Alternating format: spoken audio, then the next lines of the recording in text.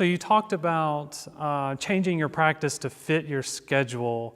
What are kind of things that you do every single day, no matter what your schedule is? And what are some of the things that you let kind of slide for a day and then you maybe come pick it up the next day? I make sure that I do something with a tuner every day, usually some slow notes or slow scales with a tuner. I do lip slurs and flexibilities every single day, a handful of articulation exercises, and also make sure that I get all the way up and down the horn every single day. Try to spend some time getting very high, very low, very loud, very soft. It's more of the extended things that I'm willing to let a handful of days go by. I'm a big fan, or I'm a big believer, that the vast majority of your growth and your ability to play your instrument comes from a very small percentage of things. In general, your job in an orchestra is to play in tune in time with a really good sound, and most of the time on a relatively limited number of notes. If my sheer velocity goes down, if I wake up today and I'm not in shape to play Bluebells of Scotland because I haven't been doing a ton of work on my double tonguing, I'm okay with that because that's not the nature of my job on a regular basis. If I'm playing a recital and I need that, then I make sure that I do that. But if we're talking about playing extremely fast or doing multiple tonguing or special techniques, I'm completely okay with letting that go for a while because it's not something that I'm going to need to be able to recall on the job on a regular basis. I know that you spoke a bit about the Brass Junkies. You did an interview with them where you spoke about how you went to a Houston Symphony Orchestra concert with your father, and you spoke briefly about how your dad was like, you didn't see any people like you on stage. How did that affect you growing up? Did that discourage you at all, or were you inspired to even get to that? How did you take that? It was interesting. I grew up in a suburb of North Houston. It was a predominantly white school. I would guess we were well over 80% white. I was accustomed to having the experience of showing up to band class and being the only African-American kid in the band, or one of two. That dynamic wasn't new to me, and I don't know if I would call it discouraging, but it was definitely something I observed. Whenever you're the only one in a place, that creates a certain feeling. In the same way that I imagine that if you went and spent some time in Lagos, Nigeria, you would suddenly feel a little bit different about your surroundings. Doesn't necessarily mean it's better or worse, it's just a very different type of thing. I think in some ways, I wouldn't say I was discouraged. In some ways, I think I was inspired to think, well, I could do this. Maybe I could be, I wasn't going to be the first, but one of the few. And there's something interesting about that, viewing that as a challenge or viewing it as something different to do, or maybe breaking in some new ground and being that face. I could think, looking back on it now, wouldn't it be interesting if a young African-American kid is able to go to an orchestra concert and say, hey, look, there are a handful of people there who look like me.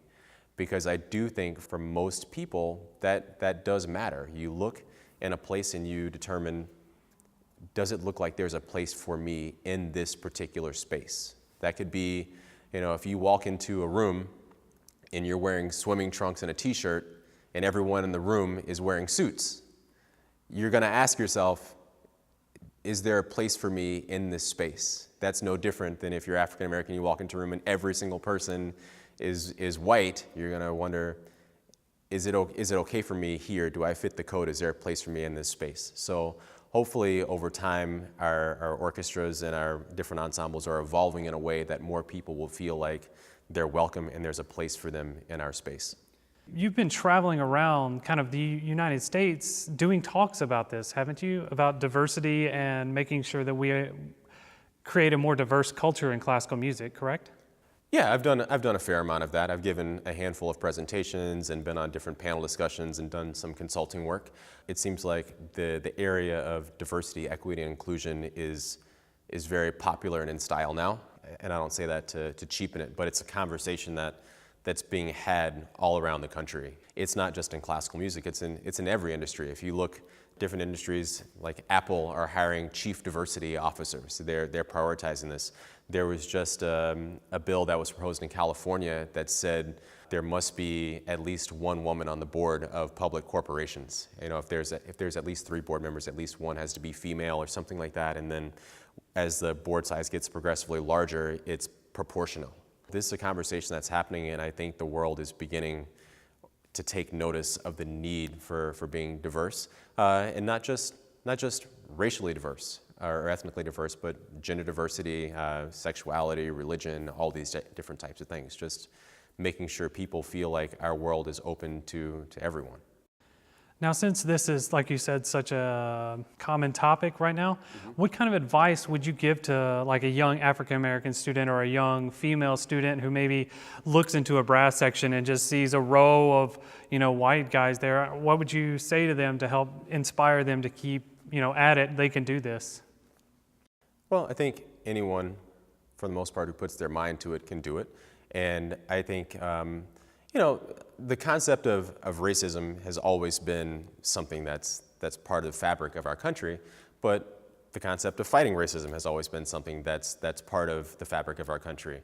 The other part of that is that racism and fighting racism has never really been a dynamic of just black versus white. It's generally been a dynamic of black and white versus white, which means there are a very, very large percentage of white people who don't carry these racist feelings and want to give everyone a fair chance and want to be equitable and want to be welcoming to whoever is the most qualified person. I would tell a young African American or Latino American that just do your best, treat everyone well. That if you continue to do your best and if you rise to the level, there's always room at the top for people who are qualified to do the work. Be aware of biases and the fact that they exist, but if you focus all of your energy on always thinking about that, then it can actually discourage you from doing the work that you need to do. Or if you always use that as an excuse for why something didn't work out. Sometimes things don't work out for the wrong reason, because you actually did get the runaround or someone mistreated you. But if every time you go for an opportunity and it doesn't work out, you point to that as being the reason, I think it will take away your drive to actually be the best you can be. It's a matter of having a balance of recognizing what is there, but also keeping your head up and charging forward. Circling back to more musical topics, Sure. When you're practicing for like a recital or something coming up, whenever you have all this stuff going on, do you go about setting up like a really structured, week by week stuff to get ready for this recital or anything like that? How do you go about doing something of that nature? For me, it evolves a little bit more organically. I'll start practicing the pieces far in advance so they feel really comfortable, and that by the time we're getting closer and closer to the recital, I don't feel like I'm cram practicing. It's just like if you were going to take any other type of test. If you start looking at the material 7 months in advance, and it's not that hard to get it, or as difficult to get it into your head the few weeks ahead of time. The other part is what I will try to do is try to relax my schedule around the times when I'm going to be doing a recital or a handful of recitals. I've learned the lesson the hard way of thinking that you can do everything well at one time. I remember once we played a Parsifal one night, and I flew halfway across the country and tried to play a recital the next day, and it was a total disaster. And I had to have a moment of clarity where I recognized, look, everyone has their limit, and if you want to be out here and doing this type of work and playing recitals, that means you're going to have to make some choices.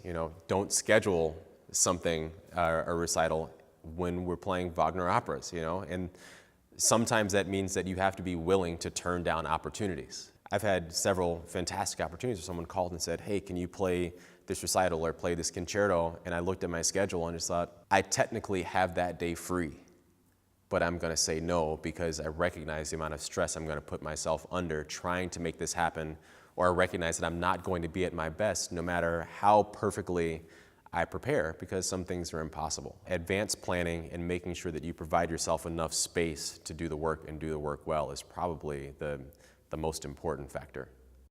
Now, you mentioned turning down opportunities, and I think a lot of students and even myself have a fear of saying no to things because they fear that, they might not get asked again. How do you feel about that kind of topic? I can understand that from a student perspective, and my position is a little bit different now. I totally get it, and I think one of the reasons why I probably got myself in the bind that I just mentioned to you is because at one point in time, I was a student. I was hoping that I would get an opportunity to play with this orchestra or that orchestra. If someone asked you to play a solo, you were super excited about it, and you develop a mentality oftentimes as a young musician that when someone asks you, are you willing to do something? You say, yes, I will play that solo. Yes, I'll play this chamber piece. Yeah, I'll play at that graduation. I'll play this, that, or whatever.